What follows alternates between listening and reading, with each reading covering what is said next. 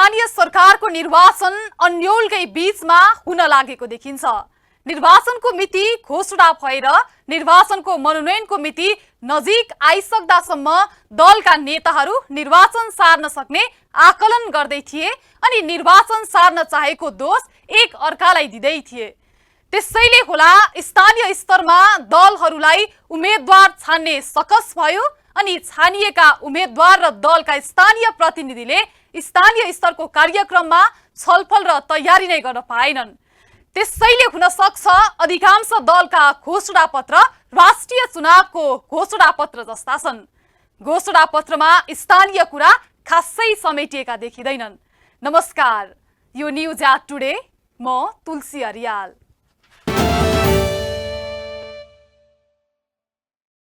नगर त्यसमा पनि महानगर बन्ने सबैभन्दा महत्त्वपूर्ण मानिन्छ सार्वजनिक यातायातको व्यवस्था। कुनै पनि शहर कति सुविधा सम्पन्न छ भन्ने हेर्न त्यस शहरका नागरिकलाई एक ठाउँबाट अर्को ठाउँ पुग्न कति सहज छ अथवा त्यस शहरमा सार्वजनिक यातायातको व्यवस्था कस्तो छ त्यसलाई मुख्य आधार मानिन्छ। हाम्रो देशबाट राजधानी शहर रहेको काठमाडौँ उपत्यकामा नै सार्वजनिक यातायात भर पर्दो छैन। सार्वजनिक यातायातको भरमा न त कर्मचारी समयमा कार्यालय पुग्न सक्छन् न त विद्यार्थी विद्यालयमा नै। मानिसको ठूलो ऊर्जाशील समय सार्वजनिक यातायातमा खर्च हुने गरेको छ। देशको राजधानी सबै कुरामा सम्पन्न हुनुपर्ने ठाउँ। हरेक नागरिकले खोजेर रोजेका सबै सेवा सुविधाहरू सहजै पाउनुपर्ने। तर काठमाडौँ उपत्यकामा अझै पनि नागरिकहरू सामान्य सेवा सुविधा पाउनबाट पनि वञ्चित रहेका छन्। सार्वजनिक सवारी साधनको यात्रा र ट्राफिक व्यवस्थापन यहाँको प्रमुख समस्याका रूपमा रहेको छ। आदरणीय दर्शकबिन, अब स्थानीय तहको निर्वाचन आउन 4 दिन मात्रै बाँकी छ। स्थानीय मतदाताहरूले भोट हाल्ने दिन नजिक आइरहँदाखेरि अहिले थुप्रै उम्मेदवारहरूले आफ्ना घोषणापत्रहरूमा विभिन्न समस्याहरूको समाधान गर्ने प्रतिबद्धता जनाएका छन्। जस अन्तर्गत काठमाडौँ उपत्यकाको महत्त्वपूर्ण समस्याका रूपमा रहेको त्यो ट्राफिक व्यवस्थापनदेखि सार्वजनिक यातायातको समस्या छ र आज हामीले कुराकानी गरेका छौँ सार्वजनिक यातायातमा यात्रुहरूले भोगिरहेका शास्ति र ती समस्याहरू।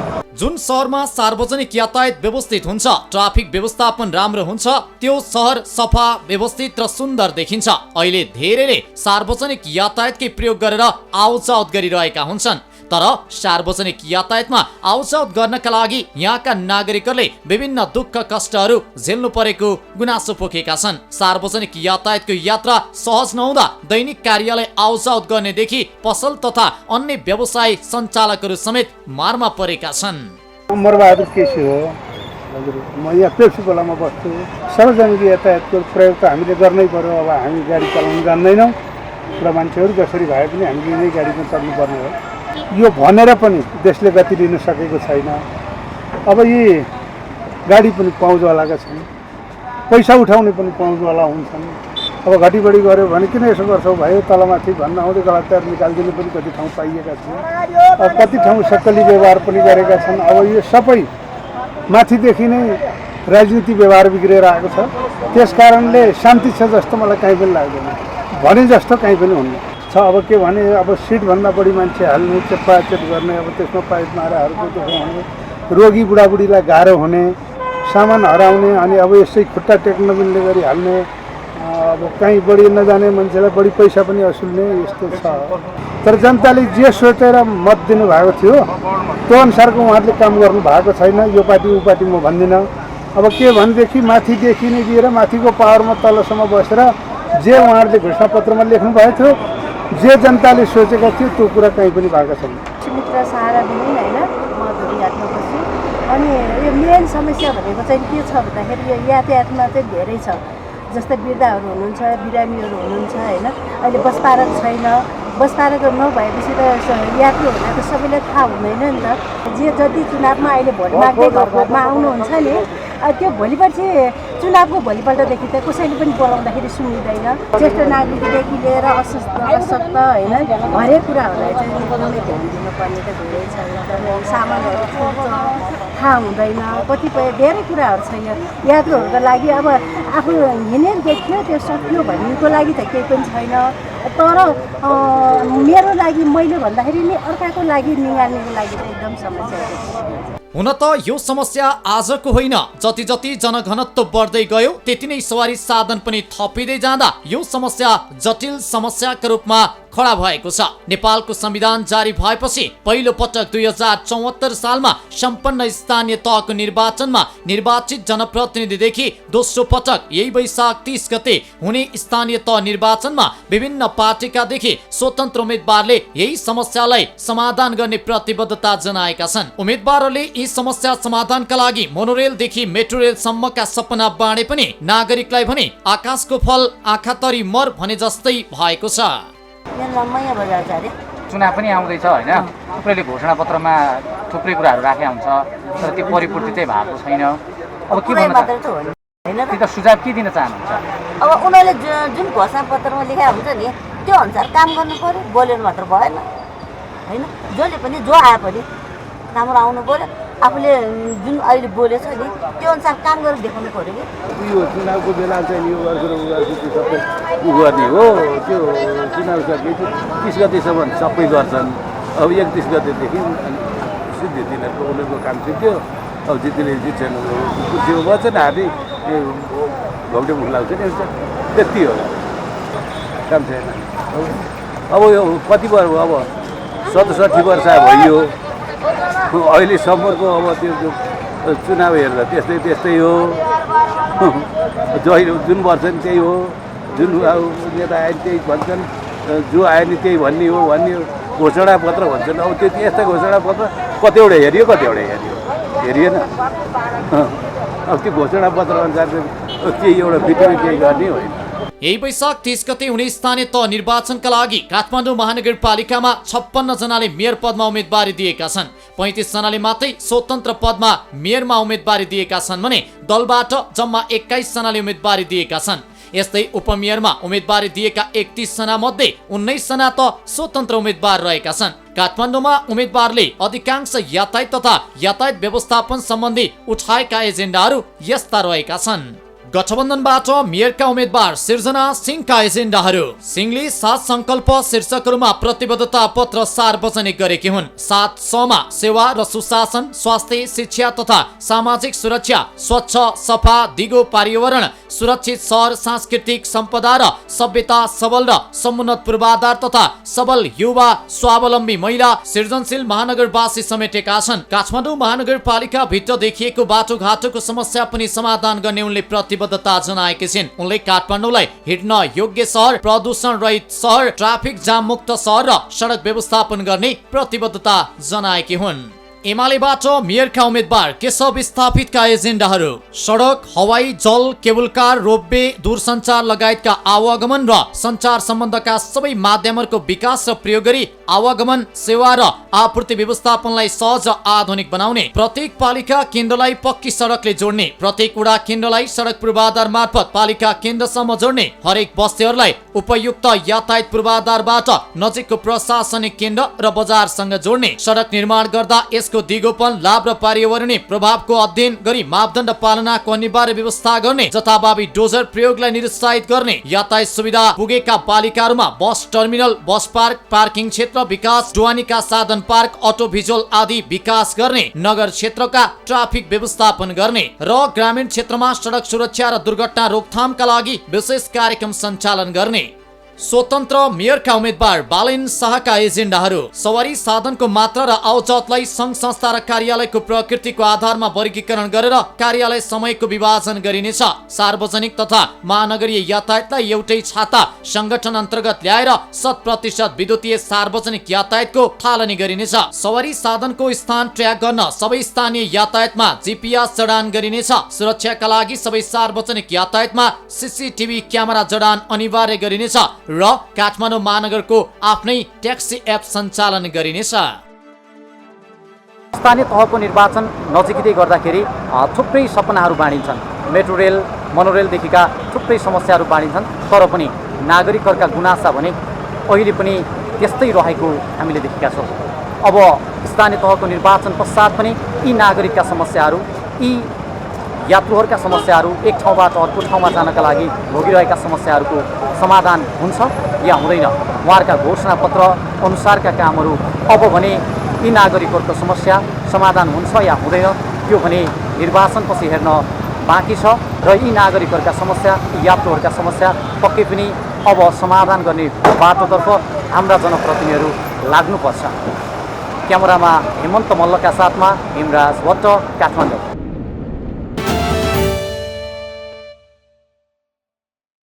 सार्वजनिक यातायात महानगरको लागि मात्र आवश्यक होइन।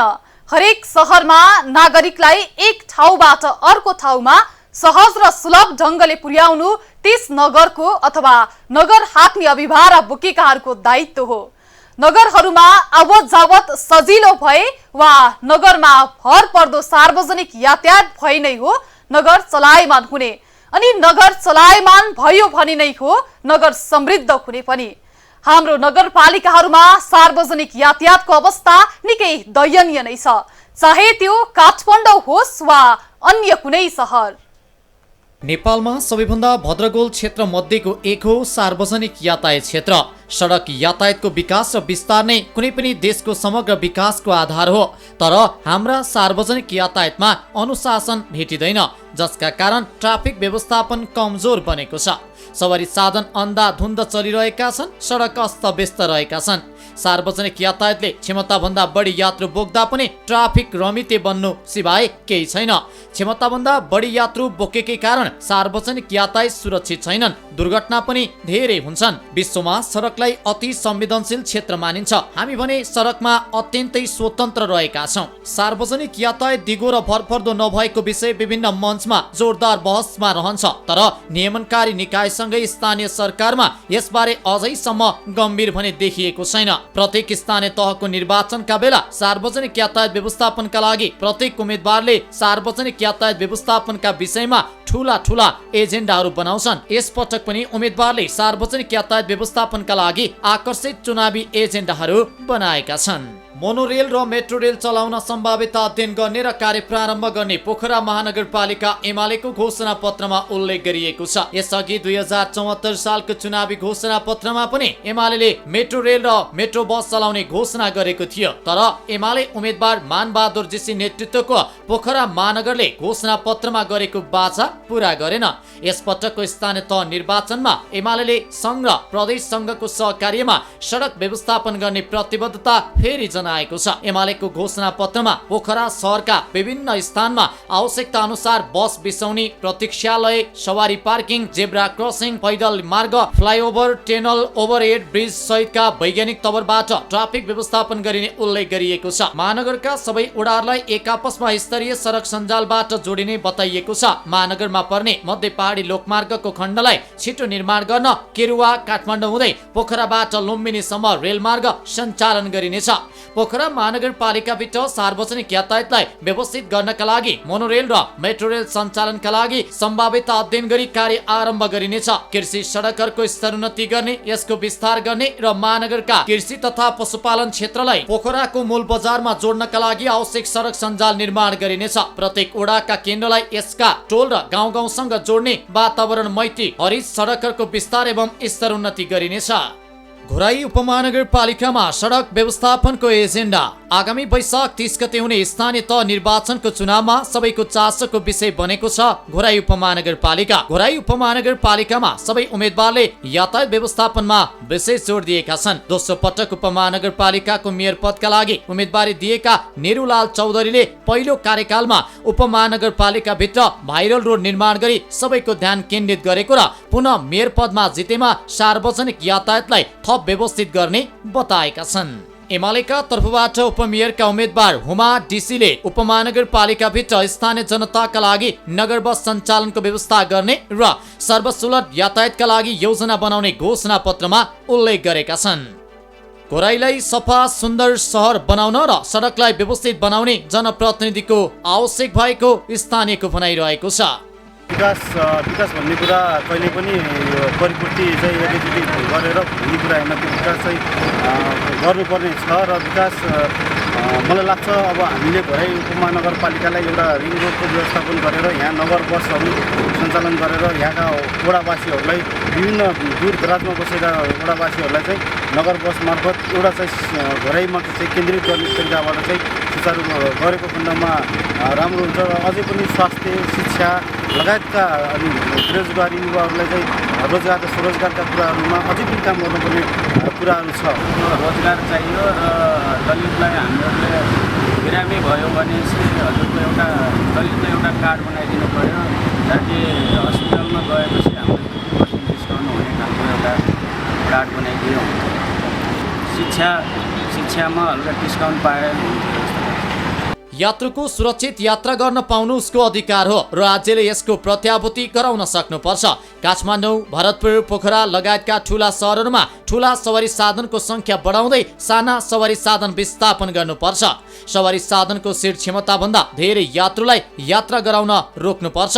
बेला बेलामा सार्वजनिक यातायातको विकल्पका रूपमा मास ट्रान्सपोर्टेसनको कुरा पनि चल्छ। यसका लागि मेट्रो रेलको प्रणालीका काम भए पनि तयार हुन 10 वर्ष लाग्न सक्छ। त्यतिन्जेल पर्खेर बस्ने अवस्था पनि छैन। त्यसैले नेपालमा मेट्रो रेलको निर्माण नहुने समयसम्मका लागि अब सबै सार्वजनिक यातायातका विकल्पहरू खोजिनुपर्ने यातायात विज्ञहरू बताउँदछन्।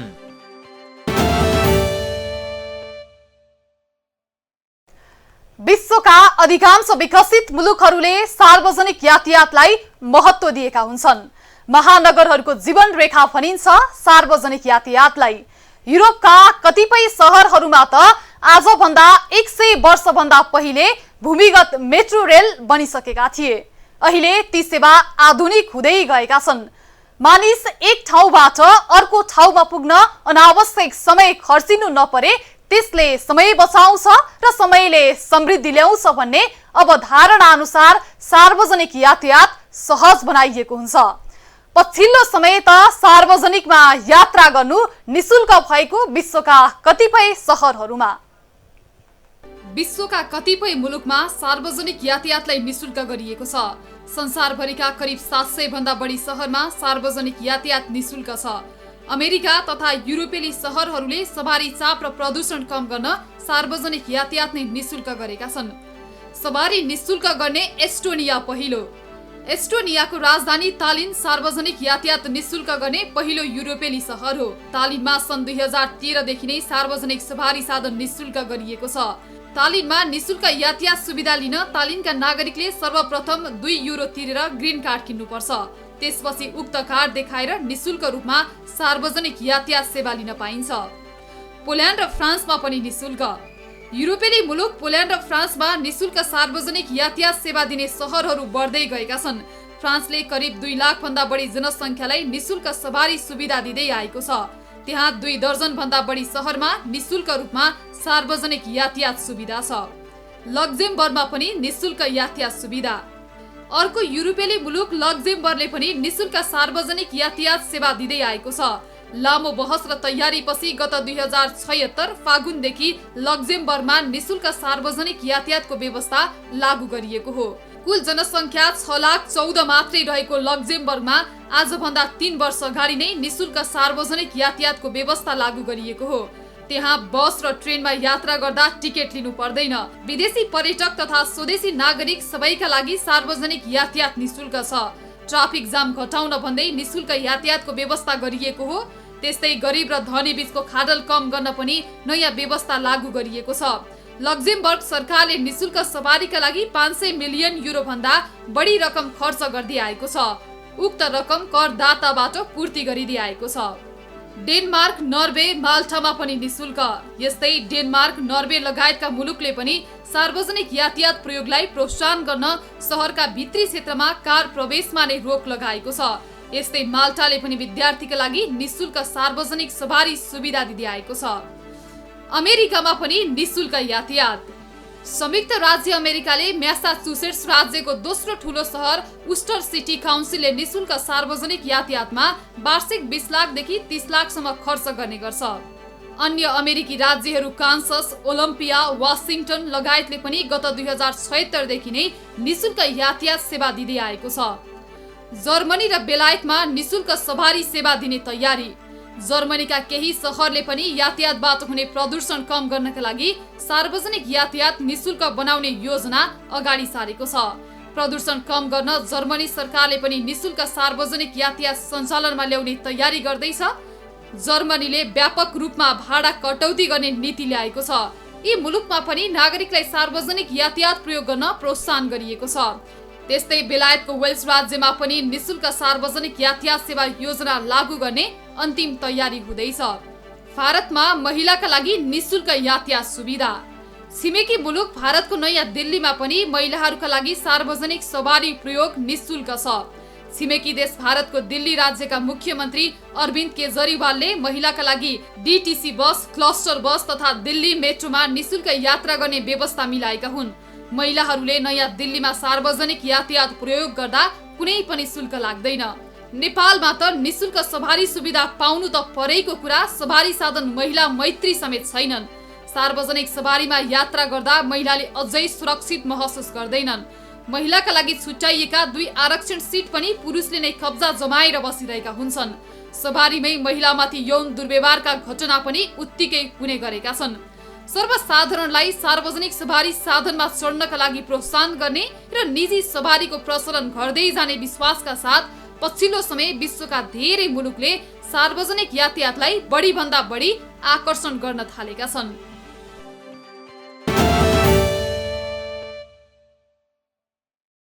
आश्चर्य मान्नु पर्दैन, अबको केही समयमा विश्वका धेरै देशहरूमा तपाई जाँदा सहरभित्र आवत जावत गर्न खर्च जोहो नगरे हुन्छ।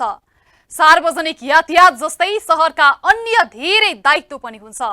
त्यस्तो स्वास्थ्यमा, शिक्षामा अनि सहरको सुरक्षामा पनि हुन्छ। विशेष गरी महिलालाई आवत जावत गर्न र कुनै पनि समयमा निर्धक्क भएर काम गर्न कति सुरक्षित छ, त्यसले नै सहरलाई सहर बनाउँछ। अनि हामी मतदाताले पनि यी विषयमा उम्मेदवार कति स्पष्ट छन् हेर्नुपर्छ। हेरेकै त छौ नि, होइन त? हस् त, न्युज आज टुडे आजलाई यति नै। हामी सबै बिदा हुन्छौँ। नमस्ते।